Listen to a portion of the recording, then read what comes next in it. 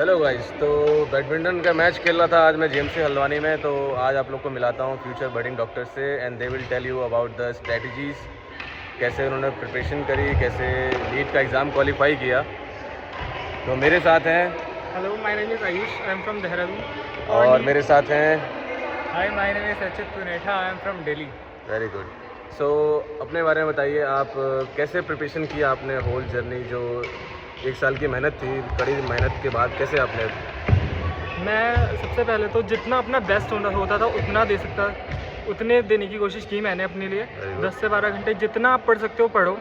NEET के time पे सबसे फिज़िक्स मुझे बहुत ज़्यादा टफ लगती थी, तो मैंने जितनी प्रैक्टिस हो सकती थी, क्वेश्चंस, फार्मूला सब रटे, सब इतना ज़्यादा प्रैक्टिस की है लास्ट टाइम पर भी। और केमिस्ट्री कैसे पढ़ी आपने? केमिस्ट्री मैंने, ऑर्गेनिक केमिस्ट्री मैंने बहुत ज़्यादा रिएक्शंस वगैरह समझी, उन्हें बहुत अच्छे से समझा था। फिर उसके क्वेश्चन प्रैक्टिस किए थे, जहाँ से भी हो सकते हैं, जहाँ से भी आप गैदर कर सकते हो मटेरियल, वहाँ से गैदर करो। आपका सोर्स क्या था, मतलब कहाँ से इन्फॉर्मेशन और क्या स्टडी मटेरियल यूज़ किया आपने? स्टडी मटेरियल में मैंने डिफरेंट कोचिंग से जितने भी आ सकते हैं आपको अवेलेबल हो जाते हैं जी, वो सारे आप ले सकते हो। PW या जितने भी मिलते हैं आपको, आकाश, जितने भी मिलते हैं आप जी। जितना। और बायोलॉजी के लिए? बायोलॉजी के लिए स्ट्रिक्टली NCERT पे फोकस करें, अच्छे से रीडिंग करें उसकी, जितना रिवाइज हो सकता है उतना करना चाहिए। और अभी तुम्हारी उम्र क्या हो रही होगी? अभी मैं 21 साल का हूँ। Very good. और हमारे दूसरे जो कंटेस्टेंट हैं, दूसरे जो MBBS स्टूडेंट हैं, ये इनका नाम भी पुनेठा है, दिल्ली से हैं। तो आपका होल ईयर जर्नी जो है, कैसे आपने प्रिपेयर किया फिजिक्स को?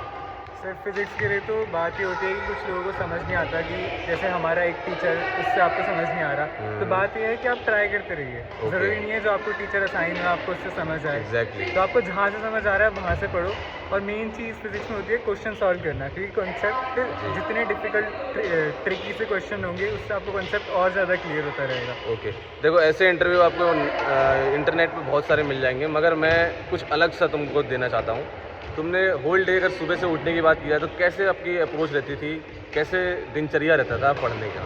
सुबह उठते ही उसके बाद क्या करते थे? सर, जैसे ही सुबह उठ गए, हाँ, सुबह 5 बजे उठ गए, वेरी गुड। नॉर्मल अपना फ्रेश हुए, क्योंकि और एक नहा लिया, क्योंकि नहाना एक ऐसी चीज़ होती है इससे तुम्हें समझ आ जाता है कि हाँ Fresh, तुम्हारी बॉडी उठ चुकी है। हाँ, तो बिल्कुल। तुम्हें फिर नींद नहीं आती, तुम्हें आलस नहीं आता। उसके बाद क्या करते थे? उसके बाद 6 बजे से लेके 7:30 बजे तक हाँ, 1.5 घंटा पढ़ाई कर ली, जिसमें मोस्टली होता था पिछले दिन जो पढ़ा है उसी को रिवाइज करना, ओके, उसी के फॉर्मूले याद करना, कंसेप्ट याद करना, थोड़े बहुत MCQ ठीक है। सॉल्व कर लेना, उसके जो बाद? पिछले साल क्वेश्चन गलत हुए थे ओके, पिछली बार, हाँ, वो कर लेना फिर वेरी से। गुड। हाँ, तो तुम लिख लिख के पढ़ते थे या फिर कुछ नोट्स को ही रिवाइज करते थे बार बार? बस अपने बनाए हुए नोट्स में वो एक मेमोरी होती है, फिर तुम जब पढ़ते हो तो तुमने जैसे लेक्चर से पढ़ा है मान लो, जी, तो तुम्हें वो लेक्चर पूरा याद आता है, बिल्कुल। तो वो रिकॉलिंग जो होती है उससे मेमोरी और शार्प होती है। और ऑन एन एवरेज दिन में कितने क्वेश्चंस MCQ लगाते थे? जैसे नीट के आखिरी 5-6 महीने में तो दिन के, जैसे फिज़िक्स के मान लो तो फिज़िक्स के 60 MCQ कम से कम।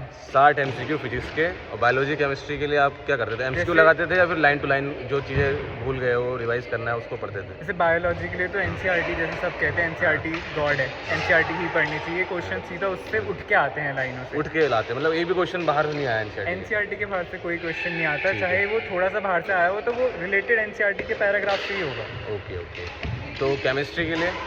केमिस्ट्री के लिए तो क्वेश्चन मैं कहूँगा कि हाँ, केमिस्ट्री के लिए तो जैसे ऑर्गेनिक होगी, इसमें जितने क्वेश्चन सॉल्व करो, फिजिकल जितने क्वेश्चन सॉल्व करो।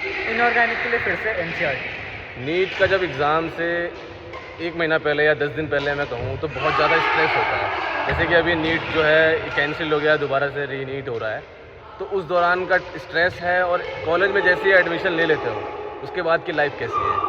कॉलेज में आने के बाद तो ऐसा लगता है कि पिछले 2 साल जो करा वर्थ इट था। बहुत देता है। रोज़ सुबह उठ के एक मुस्कान चेहरे पे आती है। रोज़ सुबह उठ के तुम्हें लगता है कि हाँ, अब तुम्हें मतलब टेंशन नहीं है कि कल पेपर देना है, MCQ रिवाइज करने हैं, फिर से रोज़ सुबह उठ के और पढ़ लो। यहाँ का दिनचर्या कैसा है? सुबह कैसे क्या क्या रहता है आपका? बस यहाँ का तो दिनचर्या ये है, सुबह उठे, हाँ, मन करा तो क्लास गए, हाँ। मन नहीं करा तो सो गए, वेरी गुड। फिर आराम से नहाया धोया, 1-2 क्लास चले बहुत ही गए। चिल लाइफ चल रही है। 4 बजे क्लास खत्म हो जाती है, उसके बाद यहाँ देखो बैडमिंटन खेल रहे हैं लोग, उसके बाद जिम 4 जाते बजे के हैं, बाद लोग जिम आ जाते हैं, कुछ बैडमिंटन खेलते हैं, फिर रात कुछ को लोग बाहर घूमने खाने निकल पीने जाते चले हैं। ठीक है, और आप क्या करते हो? मतलब आपकी कॉलेज लाइफ क्या चल रही है, कैसे चल रही है? कॉलेज लाइफ में मेरा भी यही सीन है।